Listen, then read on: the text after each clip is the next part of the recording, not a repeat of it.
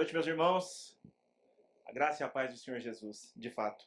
Nós vamos meditar nessa noite no livro de Josué, capítulo 1, versículo 9.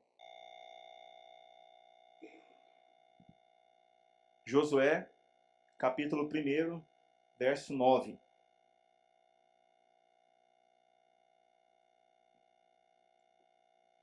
Nós temos projetado a versão nova, a versão internacional, e vocês podem acompanhar a versão de vocês na Bíblia. Diz assim a palavra do Senhor: Não fui eu que lhe ordenei? Seja forte e corajoso, não se apavore nem desanime, pois o Senhor, o seu Deus, estará com você por onde você andar. Quais são os seus medos? Quais são os temores que têm movido o seu coração? Fato é que hoje nós vivemos dias maus. Talvez o temor que mais tenha se afligido é a política. Vivemos tempos de polaridade, onde a primeira coisa que a pessoa pergunta para você é quem você vota, antes de perguntar o seu nome. Talvez não, talvez a sua inquietação é quanto ao seu sustento. Você é um pai de família e você não sabe como você vai sustentar a sua casa.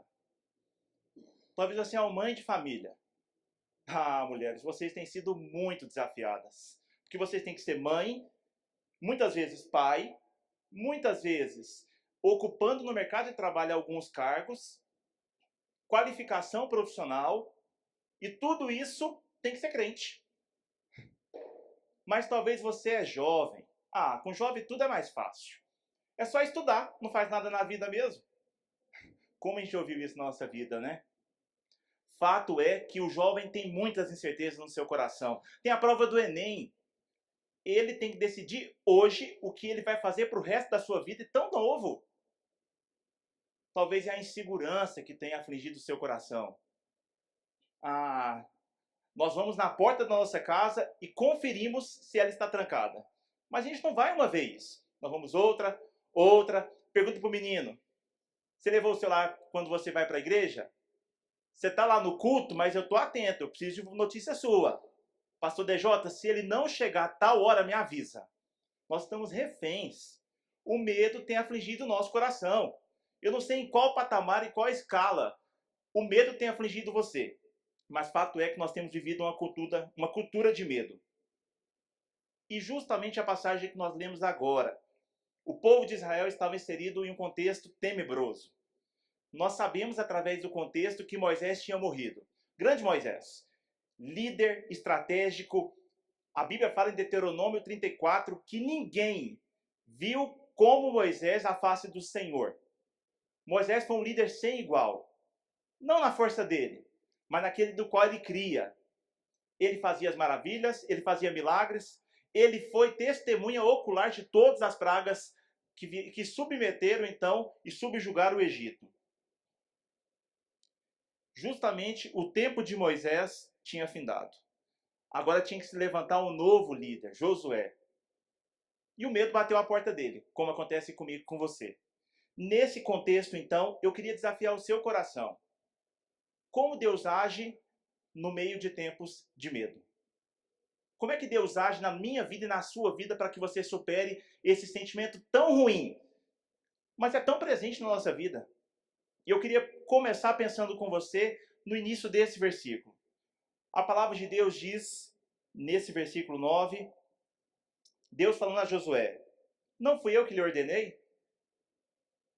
Não fui eu que lhe ordenei? Jesus chama Josué para uma conversa e fala: Josué, não sou eu, Deus Todo-Poderoso, que está te vocacionando? Não sou eu quem livrou vocês do Egito e com o meu braço forte tenho liderado todo o povo de Deus? E ele traz a palavra ordenei. Aqui é um imperativo. Aqui é Deus mostrando toda a sua glória, todo o seu esplendor e de modo relacional trazendo o seu servo para próximo de si. E falando: Josué, você tem conhecido a mim. Foi você o ajudante de Moisés para que as tábuas da lei fossem confeccionadas. Foi você que ajudou Moisés a carregar as malas, todas as coisas durante todo o período que ele ficou, os 40 dias que ele ficou no Monte Sinai. Você tem me visto. Certo é que você tem me visto à distância. mas você tem tido um relacionamento comigo. Você sabe quem sou eu. Fui eu que te ordenei, fui eu que te vocacionei. E aqui ele traz a palavra ordenei do contexto geral. Josué estava acostumado, ele viveu durante todo o período do Egito, e ele estava acostumado com faraó e governantes que ordenavam muitas coisas. O que o povo ímpio sabe fazer é ordenar, é mandar. Talvez você tenha contato diário quanto a esse contexto. Pessoas que te mandam, pessoas que te ordenam, pessoas que têm dirigido a sua vida e o temor vem ao seu coração. Senhor, eu estou no lugar certo? Será que eu tenho servido ao Senhor onde o Senhor tem me colocado e de modo diligente? Aqui ele traz esse contexto de ordenança. E aqui ele traz uma contraposição. Ele faz um contraste. Eu sei que vocês viviam na lei do Egito. Eu sei que vocês eram servos, escravos. E muitas pessoas mandavam em vocês. Mas agora sou eu que estou te ordenando. O grande Deus de Israel, o povo da aliança, agora seria submetido à minha mão forte e bondosa. Ele traz a memória de modo muito enfático no coração de Josué. Ele faz um contraposto. Vocês viveram durante todo o tempo na lei do Egito, de modo a ser subjugado por esse faraó, de modo a não cultuar o meu nome, mas chega, agora sou eu que estou te chamando, sou eu que estou ordenando. E aqui ele faz um reforço da aliança que ele tinha com seu Deus. Talvez eu e você temos muita dificuldade de entender que a aliança, ela é comigo, mas ela é com a gente. Deus tem aliança com o seu povo. Ele tem aliança com o Fred, ele tem aliança com o DJ, ele tem aliança com cada um de nós. Mas ele tem prazer para quando nós nos reunimos assim e ouvimos a palavra dele. A ponto dele falar: esses são meus filhos amados, do qual eu tenho prazer. É assim que ele nos vê como igreja. É assim como ajuntamento que ele transforma e manifesta a glória dele. Foi assim no Egito. É assim hoje. E um dia vai ser durante toda a eternidade. O nosso Deus é um Deus de aliança. Mas ele é um Deus de aliança relacional. Ele, de modo pontual, ele te salvou. De modo pontual, ele alcançou seu coração. O Espírito Santo é quem nos convence da justiça, do nosso pecado e do juízo que virá. E você foi salvo pela graça. Você não merecia. Mas ele tem renovado a sua aliança com você diariamente. Aqui ele está fazendo novamente, reafirmando a aliança com seu povo. De modo representativo, ele estava falando: Josué, esse meu povo, eu não me esqueci dele. Eu estou firmando com você a minha aliança, renovando a minha aliança que eu tenho com todo o meu povo através de você como representante legal. Ele nos fortalece. E ele continua trazendo a palavra assim: não fui eu que lhe ordenei? Seja forte e corajoso. Seja forte e corajoso. Ah, queridos, como nós temos sido desafiados a sermos fortes nessa cultura. Demonstre uma porção de fraqueza e você vai ver como esse mundo te trata. Se você falar que tem alguma fraqueza, eu quero usar contra você esse tendão de Aquiles. Essa é a política do mundo lá fora. Mas nós, como povo de Deus, nós somos chamados a entendermos que nós somos fracos. Na nossa fraqueza, Deus se aperfeiçoa. Na minha fraqueza, quando eu me dobro diante do Senhor, quando Ele vê que eu estou submisso à sua vontade, Ele está pronto para agir com sua mão poderosa. Ele faz isso de modo soberano. Ele faz isso a fim de que Ele nos encoraje. E esse é o primeiro ensinamento que eu queria que você guardasse no seu coração. Deus age em tempos de medo, nos encorajando.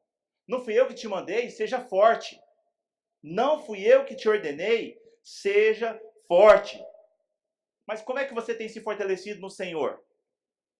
A palavra traduzida aqui como forte, ela tem várias implicações no hebraico. Nós sabemos que a palavra de Deus foi escrita originalmente no hebraico. E ela tem a conotação de forte, poderoso, mas ela também tem a conotação de ser obstinado. A mesma expressão que Moisés usa aqui para poder registrar, que Josué usa aqui para registrar como ele deveria ser forte no Senhor, é a mesma expressão que Moisés utilizou para demonstrar o quanto o coração de Faraó estava endurecido. A mesma palavra em hebraico usada nesse contexto de Josué, infelizmente, Faraó tomou para si essa mesma expressão. Nós sabemos o contexto. O povo de Israel queria cultuar a Deus. Deus tinha aparecido a Moisés e fala: traga meu povo para que ele venha me adorar. Moisés vai até a presença de Faraó e pede licença para que ele libere, então, o culto ao Senhor. De modo obstinado, de modo endurecido, Faraó não libera o povo de Deus. E a partir daí, então, a mão poderosa de Deus aflige o Egito através das 10 pragas que nós conhecemos. Eu não estou aqui falando de que nós não podemos ser fortes no Senhor. Pelo contrário, existem várias ferramentas que Deus tem utilizado para nos fortalecer. A oração. Quando eu me dobro diante do Senhor e no mundo de tantos ruídos, eu ouço a palavra dele e eu ouço de modo relacional o meu Pai falando comigo. Ele traz conforto para o meu coração. Diante de tantos medos, ele fala a mesma palavra que ele traz a Josué, ele traz ao meu coração. Fred, não fui eu que te mandei? Seja forte e corajoso. E assim ele faz com cada um de nós nessa noite. Não fui eu que te mandei? Seja forte e corajoso. Se ele nos vocacionou para algo, ele vai nos capacitar para poder cumpri-lo. Mas ele age também não só nos encorajando, também nos fortalecendo. E ele continua o versículo assim: não se apavore nem desanime. Não se apavore e nem desanime. O que é o medo? O que é o medo para você? É a coragem? É o controle total de toda a situação? Talvez o medo seja para você a falta total de coragem. Não, irmãos. Quantas coisas que eu citei aqui no início da nossa conversa têm afligido o seu coração e talvez você tenha esmurecido. O medo é algo natural. E quem é psicólogo aqui talvez pode me ajudar. O medo é algo instintivo para nós. Sabemos que há um processo bioquímico em nós, do qual o nosso organismo reage a algumas coisas e de modo natural. Adrenalina e noradrenalina, ela vem ao nosso coração. E isso acontece diariamente conosco. Existe uma pesquisa norte-americana do que eu e você somos desafiados a fazer de 800 a 1000 decisões por dia. É muita coisa. Eu não sei você, mas eu me assustei muito com essa estatística. Ou seja, você é desafiado de 800 a 1000 vezes tomar alguma decisão e que isso vai influenciar a sua vida. Você está aqui hoje. E isso é fruto de uma decisão sua. Todo o seu dia foi gerido para que você estivesse aqui nesse momento, sentado ou em pé. A sua vida é pautada de decisões. E existe algo que tem afligido muito meu coração. Quando eu converso com algumas pessoas, existem pessoas que querem achar o centro da vontade de Deus. É a pergunta de 1 milhão. E é verdade. Nós temos que nos preocupar com isso. E soa espiritual. Eu quero estar no centro da vontade do Senhor. Amém por isso. Mas isso traz algo muito perigoso para mim e para você. Se eu entendo que se de um modo sobrenatural eu não consigo encontrar o epicentro da vontade de Deus, eu estou perdido. Porque se eu entendo que se eu não achar o centro da vontade de Deus, isso pode ser juízo para mim, isso pode ser maldição para mim. Queridos, Deus não trabalha dessa forma. Deus, de fato, cumpre as suas promessas em nós e Ele tem prazer quando nós escutamos a voz dEle. Mas eu entendo muito que Deus tem uma margem, que Ele trabalha em nós. Meu filho amado, você pode fazer faculdade. Meu filho amado, você pode escolher o curso que você quer. eu sei de todas as coisas. Na verdade, eu predestinei para que você fosse para aquele curso. Mas não gaste tanto tempo e não se oprima dessa forma, tentando achar que Deus é um Deus vingativo. E se você não achar o centro da vontade dele, você vai ser fulminado. Não. De longe não é isso que a Bíblia nos ensina. Deus não nos fez como fantoches. Deus espera que nós sejamos pessoas, indivíduos com total liberdade.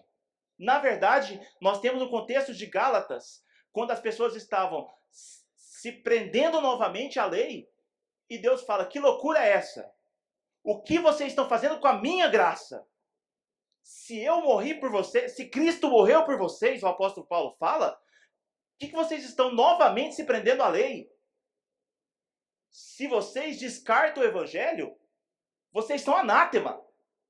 Vocês não entenderam a graça. Fato é que nós tomamos decisões e que muitas vezes eu me arrependo e você se arrepende. E palavras como essa apacentam o meu coração. Seja forte e corajoso. Não se apavore nem desanime. Aqui tem duas expressões que são grandes ladrões da minha e da sua energia. Desânimo e medo. Seja forte e corajoso. Não apavore nem desanime. Aqui nós temos então duas escolhas. Eu posso, Fred, você, cumprir a palavra do Senhor fielmente. Mas eu posso fazer de modo forte no Senhor, de modo a ser submisso a Ele, ou eu posso fazer como Faraó, de modo obstinado, onde eu endureço o meu coração. E a expressão que eu gosto muito, em uma das traduções traz seja forte, não é seja forte puramente. Seja forte porque eu te fortaleço. O princípio da minha força e da sua força não pode estar em você mesmo. Na verdade, você só é forte porque Deus iniciou esse processo de fortaleza em você. Se nós entendemos, meus irmãos, que eu sou forte em mim mesmo, ai de mim. Se eu entender que Deus pode ocupar durante um tempo a cadeira da minha vida como líder, e daqui a pouquinho eu peço licença para Ele, que talvez tenha uma área ou outra que Ele não é tão bom assim para poder gerir. Se eu entendo que os meus pecados de estimação, eu preciso organizá-los primeiro e tal, e curtir a vida, para que depois eu renda ao Senhor todas as áreas da minha vida, ai de mim. E infelizmente, nós temos vivido em uma cultura onde o medo tem afligido o nosso coração, mas o medo também de que Deus não vai gerir nossa vida como Ele deveria. 2 Coríntios, capítulo 12, versículo 9, diz assim. Abre sua Bíblia e acompanha comigo, por gentileza. O apóstolo Paulo traz claramente para a gente o quanto... Isso, por favor. Se quiser acompanhar no telão, o quanto Deus espera da gente fortaleza nele. Versículo 12, capítulo 12, versículo 9 diz assim. Mas ele, o Senhor, me disse, minha graça é suficiente para você, pois o meu poder se aperfeiçoa na fraqueza. O apóstolo Paulo estava aqui com espinho na carne. E por 3 vezes ele orou para que Deus tirasse dele esse espinho da carne. E Deus não tirou. Como o mesmo faz comigo e com você. Muitas vezes aquilo que nós não queremos render ao Senhor, Ele traz uma resposta que eu não gostaria de ouvir. Ele apenas fala, Fred, a minha graça te basta, porque o meu poder se aperfeiçoa na sua fraqueza. Você entendeu onde você deveria estar? Como criatura, como alguém que eu amo, como alguém que eu dei o meu filho, o bem mais precioso que eu tinha em toda a criação, em todo o mundo. Mas você precisa entender que você é criatura, você é meu filho. E eu tenho todo o poder, toda a soberania e todo o conhecimento para poder gerir a sua vida. Não sou eu quem mando em Deus. Não sou eu quem mando quais são os medos que Ele deve tirar de mim. Mas de modo submisso, eu tenho falado, Senhor, a minha casa tem se afligido com falta de sustento. Provê. Senhor, a minha saúde tem me faltado. O Senhor é o médico dos médicos. Isso não pode ser um jargão na minha vida. Eu tenho que crer nisso. A Bíblia nos ensina dessa forma. Me cura.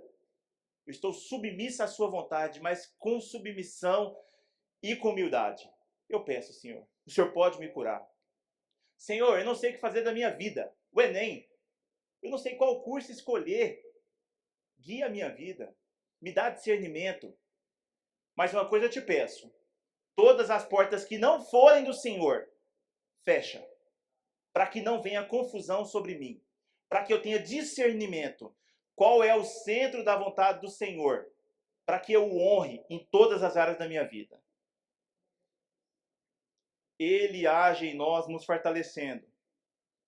Ele age em nós, então, nos encorajando. Mas ele age também estando conosco. E é a porção final desse versículo. Não fui eu que lhe ordenei? Seja forte e corajoso, não se apavore, nem desanime, pois o Senhor, o seu Deus, estará com você por onde você andar. Aqui nós temos o pulo do gato desse versículo. Por que você vai ser forte e corajoso?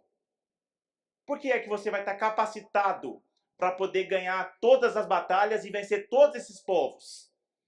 Por que você vai estar capacitado para poder vencer esses povos que os espias falaram que eles eram como gigantes?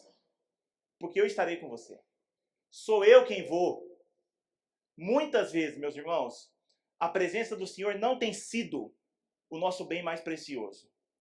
Eu preciso falar como Moisés. Eu preciso falar como Abraão, como pessoas representantes do povo de Deus, falar assim: Senhor, se o Senhor não for, risca meu nome do livro da vida. Senhor, se o Senhor não estiver comigo, eu desfaleço. Senhor, se o Senhor não estiver comigo diariamente, eu senti a sua presença. Ai de mim. Como é que está a minha vida devocional? Como é que tem sido a minha busca com o Senhor? Queridos, como era difícil no Velho Testamento, no tempo de Josué, para que as pessoas buscassem o Senhor. As pessoas tinham que ir até o monte. As pessoas tinham que oferecer um sacrifício. As pessoas tinham que ter um representante legal. Hoje é só abrir a Bíblia e ouvir a palavra do Senhor. Como Ele está presente, como Ele está acessível a nós. E muitas vezes nós não temos essa noção. Muitas vezes o meu coração e o seu coração se acomoda com esse bem tão precioso. E aqui ele lança a mão de um termo. Pois o Senhor, o seu Deus, estará com você por onde você andar. Aqui ele lança pé de Yahvé. Quem é Yahvé? Aqui ele está relembrando Moisés. Josué. Josué, o Yahvé, eu estou com você. Ou seja, o mesmo Yahvé que havia conversado com Abraão e prometido toda a terra prometida para ele e para o seu povo. Josué, o mesmo Yahvé, o mesmo Deus, o mesmo Senhor que estava com Abraão, que estava com Moisés, é o que está falando com você agora. O Deus da aliança, o Deus todo-poderoso. O nosso Deus não é um Deus bipolar. Não é um Deus que te promete alguma coisa e daqui a pouquinho, arrependi. Não sei se compensa, não. Porque antes você estava muito me buscando. Mas agora, não sei não. Não sei se você merece. Não. Ele tem prazer de nos abençoar. Ele tem prazer de nos dar promessas. Não porque você merece. Não porque você é bonzinho. Não porque você assinalou todas as devocionais que você deveria na semana. Não porque você tem se fugido do mal, da presença do mal. Não. Tudo é graça. Você não merece ser abençoado. Eu não mereço ser abençoado. Nós não merecemos abrir a palavra do Senhor. Porque eu estou de frente com o Rei dos Reis. A glória dele deve me humilhar. A glória dele deve ser como em tantas versões, tantas passagens bíblicas, do qual, diante da santidade dele, eu me ofusco. Eu tenho noção de quanto eu sou pecador. Como um espelho, ele reflete a santidade dele e a miséria que eu me encontro. É assim que nós temos que nos encontrar diante do Senhor. Mas ele está conosco. Ele está conosco.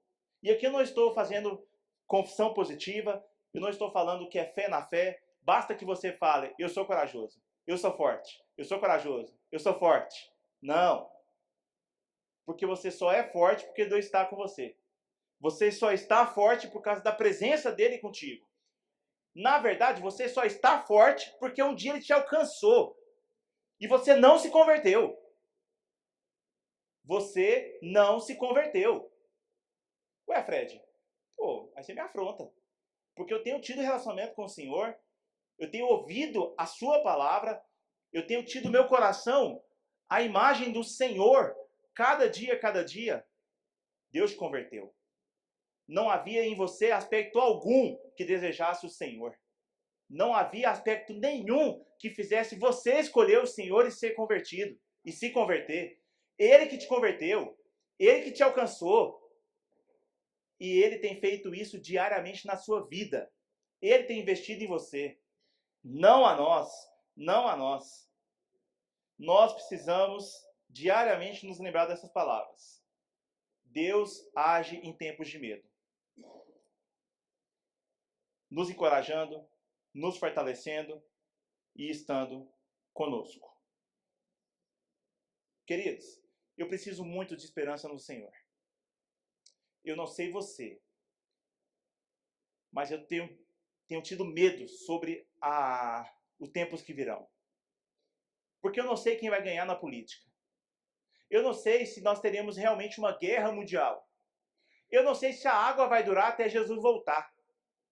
Na verdade, eu não sei nem se eu vou ter sustento para minha família daqui 2 ou 3 meses. Esses são os medos que afugentam a todos nós. Mas se eu entendo que o Senhor Todo-Poderoso, o Senhor seu Deus, estará conosco todos os dias, eu tenho a plena consciência de que todo está submisso à vontade do Senhor. A Bíblia nos relata que ele tem a criação como estrado dos seus pés. Ele olha a criação não como eu e como você, de observar, de fazer conjectura, de fazer margem do hipópe. Não! Ele determinou todas as coisas. E ele faz segundo a sua premissa da sua vontade, de modo bom, perfeito e agradável. Algumas implicações para mim e para você. Tá certo, Fred? Daqui a alguns dias tem eleição. E eu não sei qual vai ser o futuro do nosso país. Daqui a uns dias tem Enem. Qual curso que eu vou escolher? Daqui a uns dias, esse salão aqui vai estar todo vazio. Nós, comunidade, vamos mudar de terreno, de local. Vamos servir ao Senhor em tendas muito maiores. E isso afugenta o meu coração e o seu coração. O que Deus espera da gente nessa noite? Primeiro, relembre das promessas de Deus. Não fui eu que te ordenei? Lembre disso diariamente. Quando você estiver angustiado e o medo tomar o seu coração, Senhor, me relembre das suas promessas. Quais são as promessas que você tem trago à sua memória para fortalecer a sua fé? É a promessa que ele virá? E essa é a plenitude das promessas? É a promessa de que o sustento não vai faltar à sua mesa? Porque ele prometeu. É a promessa de que você tem perdão. Basta que o seu coração se arrependa e você confesse com a sua boca. Você não é apenas salvo. Você é santificado no Senhor. Quais são as promessas que você precisa, meu irmão, nessa noite se relembrar? Talvez Deus esteja trazendo à sua memória promessas talvez de muito tempo. E Deus fala, não fui eu que te ordenei, não fui eu que te vocacionei, não fui eu que te chamei. Confie no Senhor piamente. Segundo, busque ser forte no Senhor. Queridos, os dias são maus. As nossas energias vão se esvaindo facilmente. E nós precisamos buscar naquele que é a fonte de todas as coisas, inclusive da fortaleza. Eu tenho que acreditar que o Senhor é a fonte de toda a força. Ele é todo poderoso. Em mim não há fortaleza alguma, pelo contrário. Busca o Senhor a sua fortaleza. E terceiro, tenha certeza da sua presença. Projeta pra gente Mateus 28. Queridos, a promessa que foi feita a Josué. ela se repete para a gente nessa noite. Jesus estava se ascendendo aos céus e os seus discípulos estavam com medo. O grande Senhor foi morto, ressuscitou, mas vai ser assunto aos céus. E agora, o que nós faremos na nossa vida? E Deus pastoreia o coração deles através de Cristo Jesus, dizendo: então Jesus aproximou deles e disse: foi-me dada toda a autoridade no céu e na terra. Portanto, vão e façam discípulos de todas as nações, batizando-os em nome do Pai, e do Filho, e do Espírito Santo, ensinando-os a obedecer a tudo que eu lhes ordenei, e eu estarei sempre com vocês, até o fim do tempo. O Senhor está com você, meu irmão. Que Deus te fortaleça, que Deus renove a você as promessas dele. Eu quero chamar aqui a equipe de louvor para nos conduzir com um cântico. Nós oramos e nós cantamos agora há pouco. Que nós só temos ao Senhor. Jesus é nossa esperança. Jesus, eu só tenho a ti. E eu queria desafiar o seu coração a cantar isso como uma verdade. Confesse isso ao Senhor.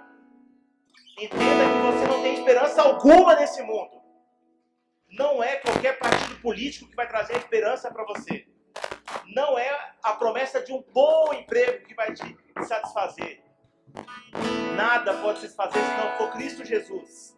Se você não entender que o Senhor é o provedor da sua coragem e da sua fortaleza. Ai de nós. Enquanto nós somos conduzidos pela equipe de louvor, eu queria que você viesse à frente, como passo de fé e de obediência. Deus vai nos tirar desse período de medo e vai nos dar bonança. Pela honra e glória do teu nome. Que tem a não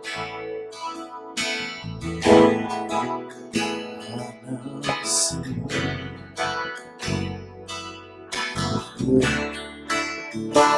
tanto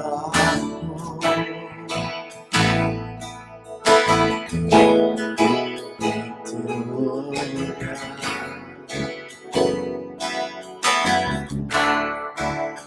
Esse mundo vai passar.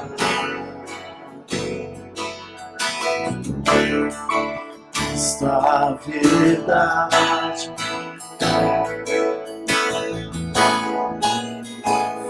ficará.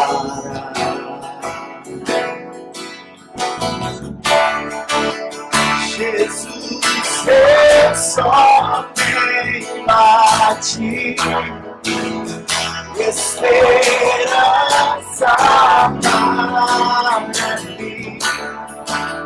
Se estou triste, minha fé está em ti.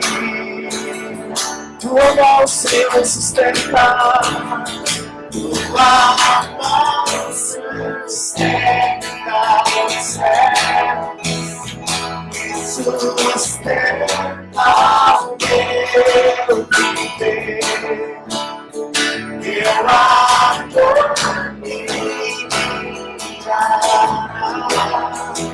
até o fim.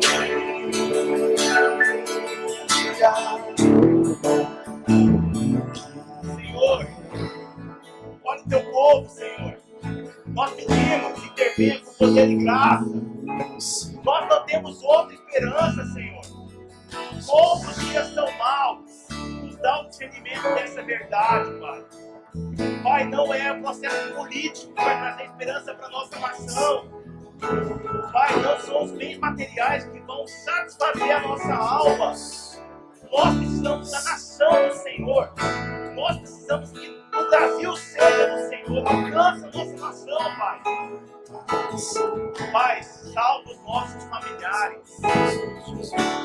Pai, nos dá a graça de ver os nossos filhos salvos.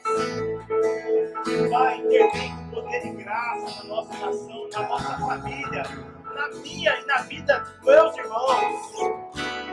Ai de nós, se nós esquecemos do Senhor. Pai, nós somos salvos pela graça. O Senhor nos converteu.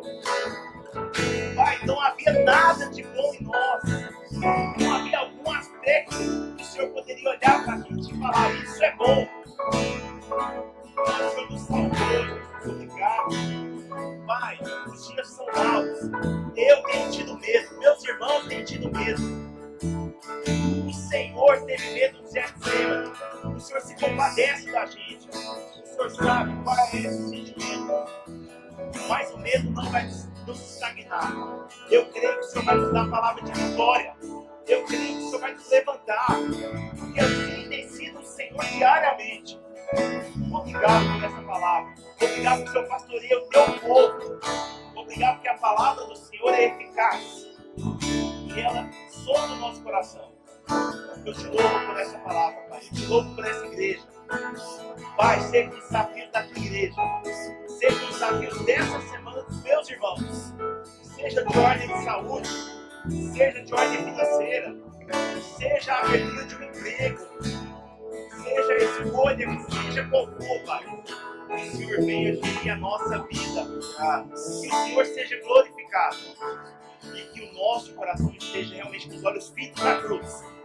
Em Cristo Jesus, autor e consumador da minha fé e da fé dos meus irmãos. Em nome de Jesus nós oramos, Pai. Amém. Volte ao seu lugar, meu irmão. Que Deus te abençoe.